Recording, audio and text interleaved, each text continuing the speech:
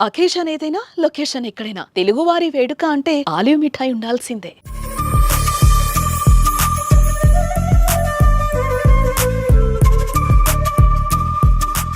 Hi hello welcome to Suman TV. నేను మీ రోషన్.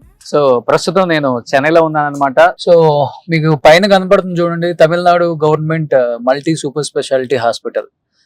ఇది actual గా నేను చదువుకునేటప్పుడు ఇది కన్స్ట్రక్షన్ జరుగుతుంది అనమాట.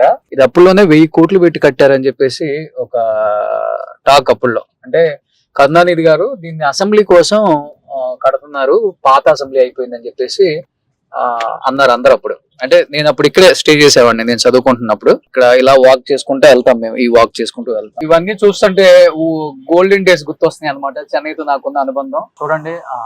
దీన్ని అసలు హాస్పిటల్ అని ఎవరు అనుకుంటారా? గవర్నమెంట్ హాస్పిటల్ అని. చాలా బ్యూటిఫుల్ గా ఆ రోజుల్లో కరుణానిధి గారు కట్టించారు.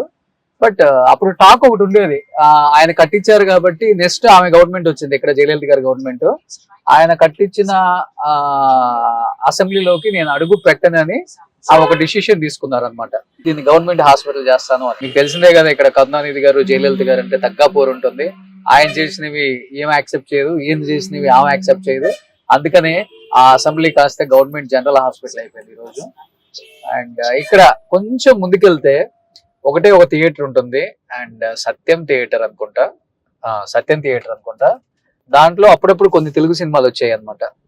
మేము పర్టికులర్ గా తెలుగు సినిమాలు అంటే మహేష్ బాబు గారిది, అల్లు అర్జున్ది, చిరంజీవి గారిది, పవన్ కళ్యాణ్ గారివి అస్సలు మిస్ అవ్వం, మేము పక్కా వస్తాం అనమాట.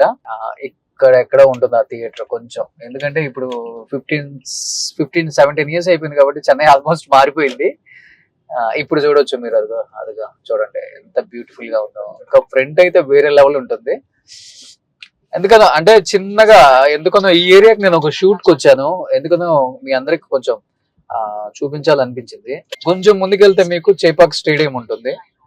అండ్ ఆ చేపాక్ స్టేడియము అప్పుడులో CCL జరుగుతుంటే ఇక్కడ చెన్నైలో మొత్తానికి తెలుగు వాళ్ళకి నేనే హెడ్ అనమాట. ఇక్కడ ఏ తెలుగు ఈవెంట్ జరిగినా కానీ ఫస్ట్ నాకే కాల్ వస్తుంది, మాకు పాసెస్ కావాలని. ఈవెన్ CCL వాళ్ళు వచ్చినా గానీ ఫస్ట్ నాకు కాల్ చేస్తారు అనమాట. మా యూనివర్సిటీలో నేను కొంచెం లీడర్ క్వాలిటీస్ ఎక్కువ ఉన్న స్టూడెంట్ అనమాట. అందుకని అందరు నాకు కాల్ చేస్తారు, ఇలా తెలుగు ఈవెంట్ ఒకటి జరుగుతుంది, పాసెస్ తీసుకో అని. అట్లా ఏ ఈవెంట్ జరిగినా తెలుగు వాళ్ళ ఈవెంట్స్, ప్రీ రిలీజ్ ఈవెంట్, అప్పుడు ఆడియో ఫంక్షన్ అంటాము, ఇప్పుడు ప్రీ రిలీజ్ ఈవెంట్ అంటున్నాం మనం. అలాంటివి ఏం జరిగినా, లేకపోతే షూటింగ్స్ జరిగినా, అండ్ ఎస్పెషల్లీ CCLs జరిగినా కానీ ప్రతి ఒక్కళ్ళు నాకు కాల్ చేసేవాళ్ళు, స్టూడెంట్స్. అంటే ఇక్కడ ఉన్న తెలుగు వాళ్ళు చాలా మంది. అదిగో అక్కడ కనబడుతుంది మీకు చేపాక్ స్టేడియం. అప్పటి నుంచి నాకు చెన్నైతో అనుబంధం ఉంది కాబట్టి చెన్నైకి వచ్చి నేను ఇన్ని షూట్లు చేయగలుగుతున్నాను. ఇంతమంది నాకు తెలిసిన వాళ్ళు, నా ఫ్యామిలీ లాగా ఫీల్ అయ్యే వాళ్ళు చాలా మంది ఉన్నారు కాబట్టి ఇంత ఈజీ అవుతుంది నాకు వర్క్. అదిగో ఇక్కడ స్టేడియం మీకు కనిపిస్తుంది, చేపాక్ స్టేడియం. అప్పుడు మేము రాధిక గారు, సుహాసిని గారు అండ్ అందరం కూడా నన్ను అందరు పిలిచేవాళ్ళు తెలుగు సింగం అనుకుంటా, అట్లా పిలుస్తా ఉంటారు. అంటే ఏ ఈవెంట్ జరిగినా కానీ ఫుల్ అసలు తెలుగు క్రౌడ్ ని భయంకరంగా తీసుకొస్తాను నేను. మినిమం ఒక 500 నుంచి 700 మంది వస్తారు నా సైడ్ నుంచి. ఇదిగో ఇక్కడ నుంచి మా అందరికి స్పెషల్ ఎంట్రీ, ఇక్కడ నుంచి ఇలా వెళ్ళిపోతాం. అప్పుడు CCL జరిగేటప్పుడు చాలా చాలా చిన్న పిల్లలు, అంటే అఖిల్ నాకు తెలిసి ఒక 17-18 కన్నా ఎక్కువ ఉండదు అఖిల్ ఏజ్ అప్పుడు. అంతే 17-18-16 లోనే ఉన్నాడు. ఇంకా ఫస్ట్ సీజన్ స్టార్ట్ అయినప్పుడు CCL. అప్పుడు మన స్టార్ హీరోస్ అంతా చెన్నై అంటే బాగా ఇష్టపడే వాళ్ళు. హ్యాపీగా ఇక్కడ మ్యాచ్ ఆడుకొని తర్వాత కొంతమంది బీచ్కి వెళ్ళే వాళ్ళు బీచ్కి వెళ్తారు. సో ఇది ఇంకొక ఎంట్రన్స్ అనమాట.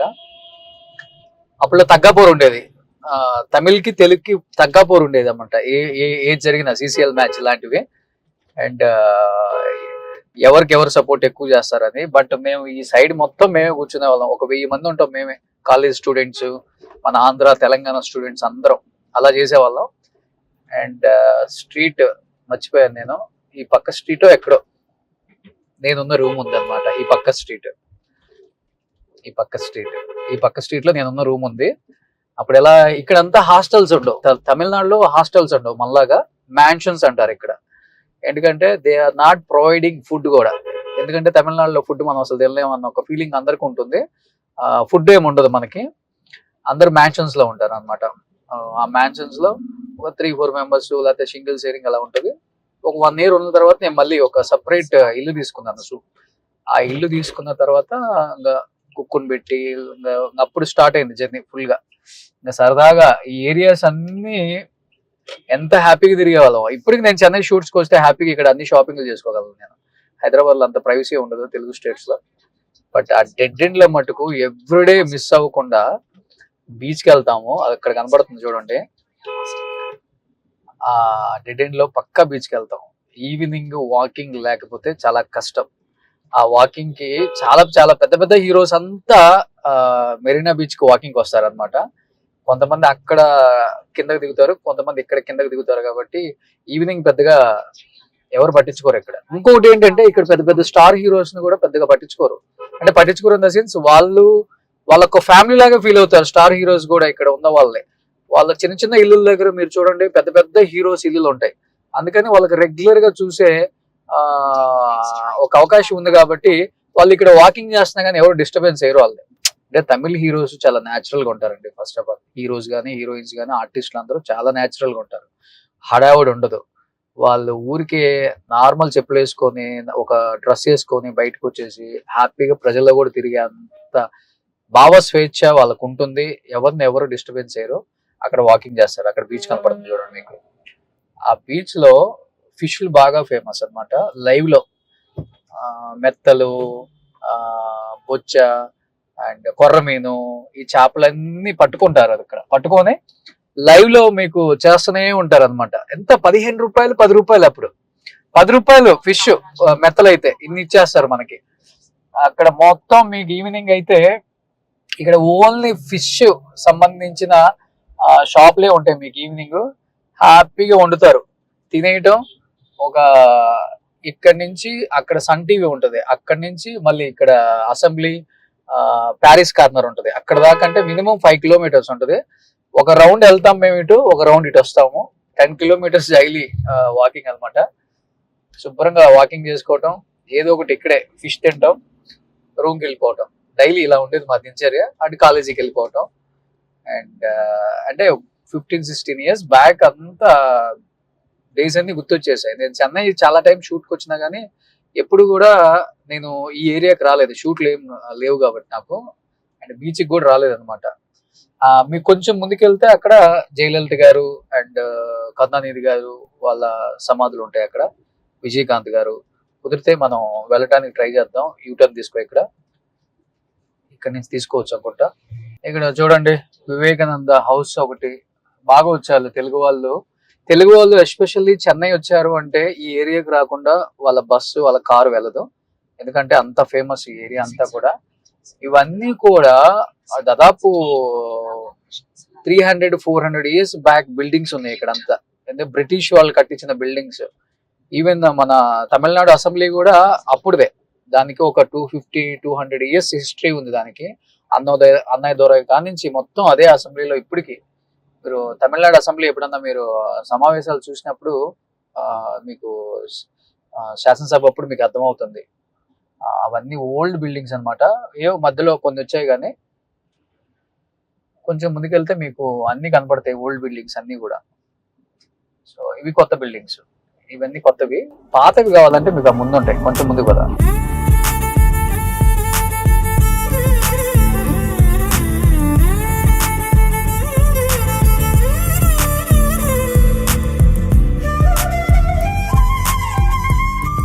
వందల సంవత్సరాల నాటి బిల్డింగ్స్ ఇవన్నీ కూడా తమిళనాడులో. ఎస్పెషల్లీ ఈ బీచ్ అండ్ ఇక్కడ ఉన్న జయలలిత గారి ఘాటు అండ్ ఎంజీఆర్ ఘాటు అండ్ తర్వాత కరుణానిధి గారి ఘాటు, తర్వాత విజయకాంత్ గారు, కెప్టెన్ విజయకాంత్ గారు, వీళ్ళందరూ ఘాట్స్ ఇక్కడే ఉన్నాయి. కాబట్టి తమిళ వాళ్ళంటే ఎంత ప్రేమో మీకు చెప్పాల్సిన అవసరం లేదు. దేవుళ్ళలాగా పూజిస్తారు. పొలిటీషియన్ ఇక్కడ ఒకసారి వాళ్ళ గుండెల్లో పెట్టుకుంటే వాళ్ళందరూ ఘాట్స్ కూడా ఇక్కడే ఉన్నాయి మీకు. సో ప్రతి ఒక్కళ్ళు వచ్చి ఇప్పటికీ ఎంజీఆర్ గారు ఘాట్ దగ్గర ఏదో చెవి పెడితే ఏదో సౌండ్ వస్తుందని చెప్పేసి ఒక సెంటిమెంట్ ఇక్కడ తమిళనాడు వాళ్ళకి.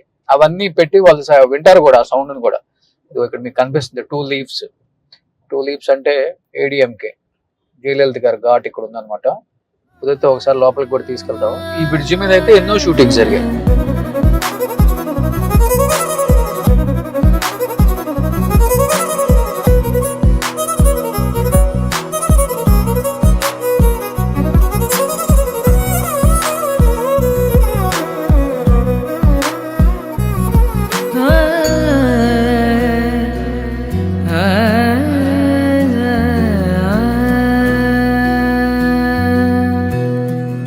మీకు ఇదైతే కరుణానిధి గారి ఘాటు అని చెప్తున్నారు ఈయన.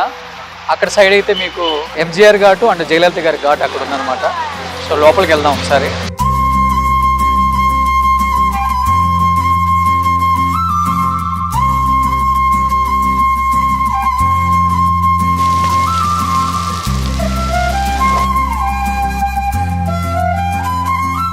జస్ట్ ఎంటర్ అయ్యాము, ఇప్పటిదాకా ఫుల్ ఎండ కాస్తుంది. ఒకసారి చూడండి అలా.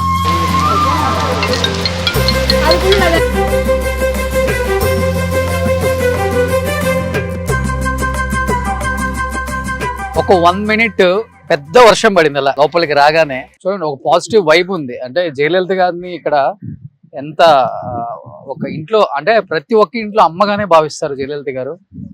అండ్ ఆమె బతుకున్నప్పుడు ఆమె ఇంటికి వెళ్ళి ఎలా చూసేవాళ్ళు, అదే విధంగా ఆమె చనిపోయినప్పటికి కూడా ఇంతమంది క్రౌడ్ చూడండి, కొన్ని వేల మంది లక్షల మంది డైలీ జయలలిత గారి ఘాట్ దగ్గరకు వచ్చి ఆమెకు నివాళులు అర్పించి ప్రే చేసుకుంటారు అందరూ కూడా. అంటే అంత ఇష్టం ఆమె ఈ స్టేట్ కి ఎంత చేస్తే ఇంతమంది ప్రజల్లో నిలిచిపోయారు. ముసలా ముతక ఏం లేదండి, ఎంత ఏజ్ గ్రూప్ వాళ్ళైనా కానీ జయలలిత గారిని ప్రేమించిన వాళ్ళు ఎవరు ఉండరు. గ్రేట్ జయలలిత గారు, మీరు చాలా తక్కువ అంటే ఇంకా బతికే ఛాన్సెస్ ఉన్నప్పుడు కూడా చాలా తక్కువ ఏజ్ లో చనిపోయినా కానీ ఇంతమంది ప్రేమను పొందారు. ఎక్కడున్నా కానీ మీ ఆత్మ శాంతి కలుగుతుంది. అండ్ ఈ ప్రేమని ఈ ఆప్యాయతని పైనుంచి మీరు చూస్తారని నేను నమ్ముతున్నాను. ఎందుకంటే పర్సనల్ గా జయలలిత గారి యూనివర్సిటీలో నేను చదివాను కాబట్టి నేను ఆమె పర్సనల్ గా ఒక 4-5 times కలిశాను. అండ్ ఆమె మంచితనం ఏంటో తెలుసు కాబట్టి తెలుగు వాళ్ళు కనిపిస్తే తెలుగులోనే మాట్లాడతారు ఆమె. సో అంత గొప్ప లేడీ. నేను ఇంతవరకు చనిపోయిన తర్వాత ఈ ఘాటుకు రాలేదన్నమాట. ఫస్ట్ టైం నేను ఘాట్కి వెళ్దామని వచ్చాను లోపలికి. బట్ వర్షం పడుతుంది లోపలికి వచ్చే ముందే.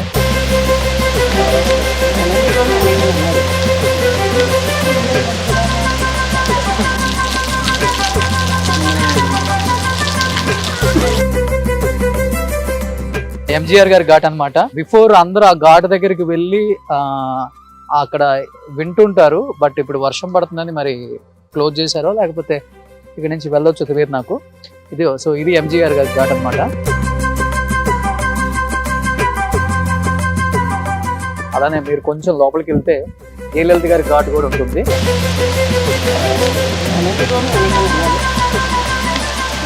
జయలలిత గారి ఘాట్ అన్నమాట ఫైనల్ గా. ఎందుకంటే నేను కూడా ఆమె పోయిన తర్వాత ఘాటుకు రాను కుదరలేదు ఎప్పుడు కూడా. ఎందుకంటే ఇది సిటీకి ఒక సైడ్ ఉంది, మనం ఒక సైడ్ షూట్లు చేసుకుంటాం ఎప్పుడు కూడా. ఎందుకంటే జయలలిత గారిని ఇష్టపడిన వాళ్ళు లేరు. మీరు చూసుకుంటే సౌత్ లో ఆమెకున్న ఫ్యాన్ బేస్ ఏ పొలిటికల్ లేడీకి కూడా లేదనమాట. అంతగా ఆమెని అందరు ఇన్స్పైర్ అవుతారు. అండ్ మీ ఇన్స్పిరేషన్ ఎవరు అండ్ పొలిటికల్ జర్నీలో మీకు బాగా ఇష్టమైన లీడర్ ఎవరు అంటే చాలా మంది లేడీస్ జయలలిత గారి పేరు చెప్తారు. బ్రేవ్ లేడీ అని చెప్పేసి, ఐరన్ లేడీ అని చెప్పేసి. అండ్ ఏదున్నా కానీ డేరింగ్ అండ్ డాషింగ్ గా ఎదుర్కొని రాజకీయాల్లో నిలదొక్కుని ఒక యాక్ట్రెస్ ఈ స్థాయికి వచ్చారు. ఒక హీరోయిన్ ఈరోజు సీఎం అయ్యి.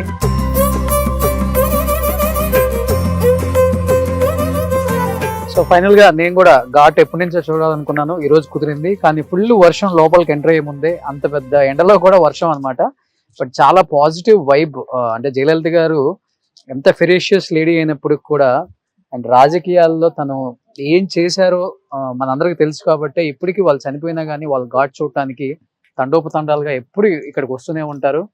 అండ్ ముఖ్యంగా చెప్పాలంటే తమిళనాడుని ఏలిన ఈ 5 లీడర్స్ ఎవరైతే కావచ్చు, ఎంజీఆర్ గారు, అన్నాదురై గారు కావచ్చు, జయలలిత గారు కావచ్చు, అండ్ కరుణానిధి గారు కావచ్చు, అందరి ఘాట్స్ ఇక్కడే ఉన్నాయి. వీళ్ళు రాజకీయాల్లో ఉన్నప్పుడు ఒకళ్ళ ముఖాలు ఒకళ్ళు చూసుకోవడానికి కూడా ఇష్టపడే వ్యక్తులు కాదు, అది అందరికీ తెలిసిన విషయమే. అలాంటిది వాళ్ళు చనిపోయిన తర్వాత అట్లీస్ట్ వాళ్ళందరూ ఒకే చోట ఉంటే వాళ్ళ ఆత్మ ఒకే చోట తిరుగుతుంది కాబట్టి ఏదో ఒక పాజిటివ్ సైన్ అయితే ఏదో ఉందంట, నాకు కూడా తెలియదు, చెప్పారు ఎవరో. సో అలా ఉంటారు అందరూ ఒకే చనిపోయిన తర్వాత అయినా అందరూ ఇక్కడ ఒకే చోట ఉండాలన్న ఒక సెంటిమెంట్ తో అందరిని ఒకే చోట పెట్టారు. And the same time MGR గారి మ్యూజియం ఉంది, ఆయనకు సంబంధించిన వస్తువులు అవన్నీ అక్కడ పొందుపరిచారు. అట్ ది సేమ్ టైం అమ్మ మ్యూజియం కూడా ఉంది ఇక్కడే. సో మ్యూజియం లోపలికి అయితే కెమెరాస్ ఎలవ్ లేదు, ఫుల్ వర్షం పడుతుంది కాబట్టి. మనం కరుణానిధి గారి ఘాట్ అన్నాం కదా, సో మీరు ఇక్కడి నుంచి చూడొచ్చు, అది కరుణానిధి గారి ఘాట్ అన్నమాట. సో అది అటు నుంచి రావాలి బయట నుంచి, అది కరుణానిధి గారి ఘాటు. సో పెద్ద డిస్టెన్స్ లేదు, అన్నిటికి కూడా 100 meters డిస్టెన్స్ లోనే అందరిని ఇక్కడే పెట్టారు కాబట్టి వాళ్ళ గాడ్స్ అన్ని కూడా చాలా బ్యూటిఫుల్ గా డిజైన్ చేసి తమిళనాడులో వాళ్ళకి ఒక గౌరవాన్ని ప్రజలు ఎప్పుడు వచ్చినా గానీ వాళ్ళని దర్శించుకునే విధంగా చాలా బాగా తీర్చిదిద్దింది. ఇంకా తమిళనాడు గవర్నమెంట్ కూడా అన్ని గాడ్స్ ని చాలా బ్యూటిఫుల్ గా ఉంది. అండ్ ఒకసారి లోపల మ్యూజియంకి వెళ్ళి ఏమున్నాయో చూసొద్దాం.